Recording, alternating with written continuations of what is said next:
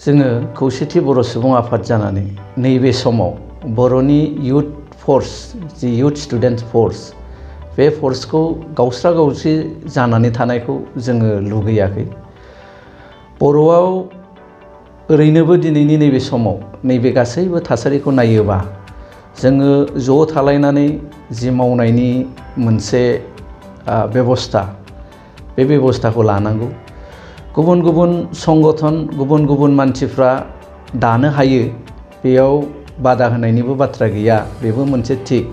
किन्तु जों सम आरो सुजुग दिनैनि जि थासारि बे थासारिखौ नायनानै जोंनिफ्राय जों मोनदांदों दे एट प्रेजेन्ट बेबायदि स्टुडेन्टस इउनियन मोनसे गोदान दानांगौ मोनसे अबस्था जायाखै होननानै जों फोथायो। आरो जोंनिफ्राय जोङो खावलायगोन गासैबो बर'नि जेसेबां आफादफोर दङ, साफ्रोमबो सुबुङा बर'नि गुबुन गुबुन आफादफोरनि सायाव बुंनांगौ मोन्थाया दङ, सोंनांगौ मोन्थाया दङ। थ' गावनि बुंनांगौखौ बा गावनि सोंनांगौखौ मोनसे सावरायलायनायनि गेजेरजों, बुंलायलायनायनि गेजेरजों मोनसे राइट डाइरेक्सनाव लांनानै बर'नि थाखाय खौसेयै थानानै खामानि मावनांगौ, नैबे बाथ्राखौसो जोङो बुंनो लुगैयो। आरो बे समाव जिहेतु जोङो खनसे नङा खननै बर' फरायसा आफादखौ टारगेट खालामनानै बेबायदि आफाद दानाय सोमजिनो नागिरबाय थादों। बेयाव बर' फरायसा आफादनि माबा मोनसे दुर्बल दं नामा?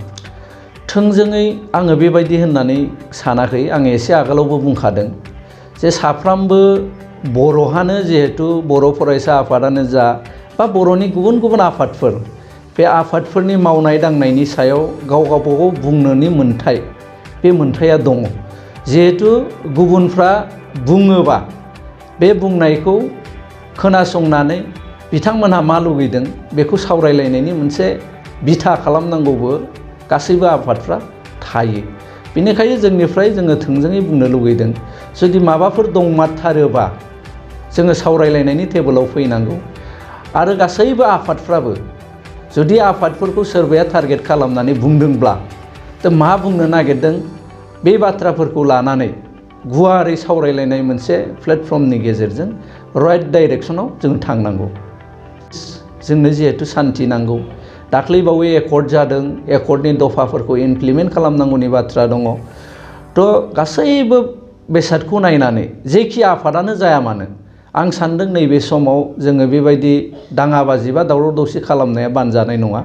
जिहेतु जों दाख्लै एकर्ड खालामदों, एकर्ड इमप्लिमेन्ट खालामनांगौ गोबां दफाफोर जोंहा दाबो दङ। बैफोरखौ इमप्लिमेन्ट खालामनो थांनायाव जोङो आलदा आलदा गावस्रा गावस्रि थाङोबा, किन्तु जोङो जोंनि एकर्डनि जि मोन्थायफोर जों मोननांगौ एकर्डनिफ्राय, बेफोरखौ मोननायनिफ्राय जोङो गोजानाव थानांगोन। जिहेतु गुबुना जोंखौ गावस्रा गावस्रि जानायखौनो लुगैगोन, किन्तु जोंथ' बुंबाय थादों खौसेथि बर' सुबुं आफादनिफ्राय जे गासैबो बर'नि आफादफ्रा जयै रायलायलायनानै बर'नि थाखाय मा मा मावनांगौ दङ, मारै लाङोबा मोजां जागोन, बिनि मोनसे आबहावा एबा मोनसे प्लेटफर्म जोङो खालामना लानांगौ। आरो बेयाव गासैबो आफादफ्रा ज' जाजाय सावरायलायनायनि गेजेरजों खामानि मावनायनि जि आबहावा बेखौ बानायनानै लानांगौ। बे समाव जिहेतु जोङो बिटिसि दानि बिटिआर बेखौ लानानै गासै बुहुमाव जेसेबां बर'फोर दं बेखौ लानानै जों गोग्गायो। नाथाय बिटिसिनि सिङाव बा बिटिआरनि सिङाव बेबायदि दावराव दावसि जायोब्ला जोंनि गुबुना जोंखौ नेवसिनायाव गोबां आग बारायगोन। बे समाव जोङो बेखौ खोब मोजाङै सिन्था खालामनांगोन। दहाय आगोलावबो जोङो बे बाथ्राफोरखौनो लानानै सावरायदों। जिहेतु बिटिसि एबा दानि बिटिआर बे जोंनि बर'नि उथुमाय, जे बर'नि मोनसे बिथा, बे बिथाखौनो लानानै बुहुमनि गासैबो बर'फ्रा गोग्गायो एबा बेखौनो रल मडेल हिसाबै लानानै गुबुन गुबुन हादोराव थानाय, हादोरसाफोराव थानाय गासैबो बर'फ्रा सोलिनो नाजायो। बेनिखायनो जोङो लुगैदों जे बिटिआर एबा बिटिसि बे ओनसोला मोनसे मडेल जानांगौ। थ' बिटिआर आरो बिटिसिआव दला दलि जानानै राजनितिकनि माखासे दहाय होलायनानै जुदि बाथ्राखौ बुंलायलायबाय थायोब्ला बे थिग जानाय नङा।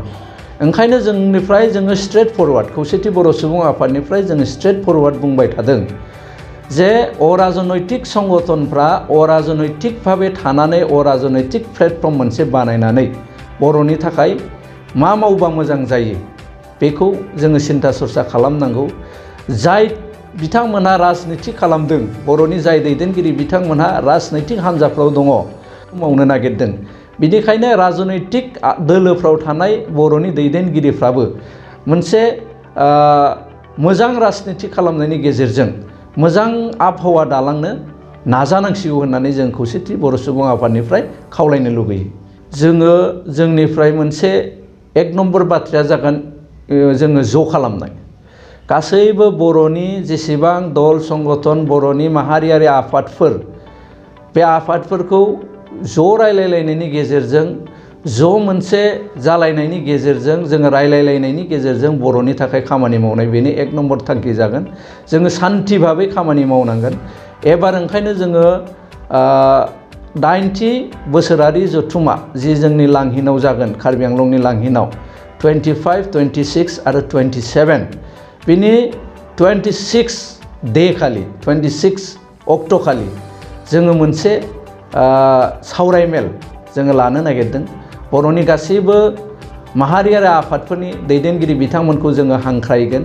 जोङो इतिमध्य प्रग्रामा जोंना ओंखारबाय। गाबोन समफोरनिफ्राय जोङो गासैबो अराजनैतिक जि बर'नि आफादफोर दङ, बे आफादफोरखौ लेंनानै रायलायलायनायनि गेजेरजों मोनसे रिजलिउसन एडप्ट खालामनानै बे रोखोमै खामानि मावलांनो थाखाय जोङो खौसेथि बर' सुबुं आफादा थाम थिम जों खालामबाय थादों।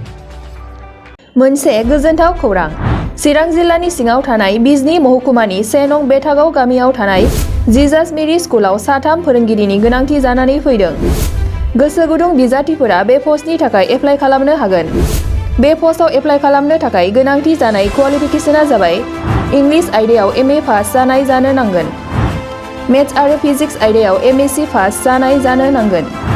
बिजाथिफोरा 15 फेब्रुआरि 2022 इं अक्ट'सिमनि गेजेराव गावबागाव बाय'डाटाखौ फरायसालियाव गथायहैनो हागोन। बाय'डाटाखौ लाखिखांनायनि उनाव सानसे बिजाथिखौ इन्टारभिउनि थाखाय लेंहरनाय जागोन। फोरोंथाय फोथाराव एक्सपिरियेन्स थानाय आरो नेट BEd गोनां बिजाथिनो 12,000निबो बारा दानबान्था होनायनि राहा लानाय जागोन। गोबां मिथिनो थाखाय नोंथांमोनहा गाहायाव होनाय जानबुं नाम्बाराव खौरां लाहरनो हागोन। जानबुं नाम्बार 8638992811। गोजोनथाव खौरां। गोसो गुदुं फरायसा एबा सुबुंफोरनि थाखाय टारगेट कचिं इनस्टिट्यूटआ बेसेन गोसा सुबिदा लानानै फैदों। जायफोर बिथांमोना banking, railway, SSC, insurance, defence, Assam police बायदि आनजादनि थाखाय साखाफारा जानो मोजां खाबु मोनाखै, बैसोर बायदि फरायसा एबा सुबुंफोरनि थाखाय मोनसे मोजां खाबु सफैदों।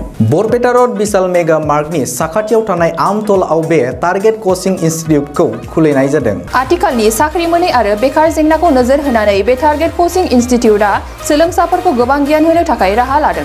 बे टारगेट कचिं इनस्टिट्यूटआव सोलोंथाइ होनो लानाय आयदाफोरा जाबाय banking, railway, SSC, insurance, defence आरो आसाम पुलिस। जायफोर सोलोंनो गोसो गुदुं बिथांमोना टारगेट कचिं इनस्टिट्यूटआव मुं थिसननो एबा गोबां मिथिनो थाखाय 8134097059 एबा 8638961177 जानबुं नाम्बाराव जगाजग खालामनो हागोन।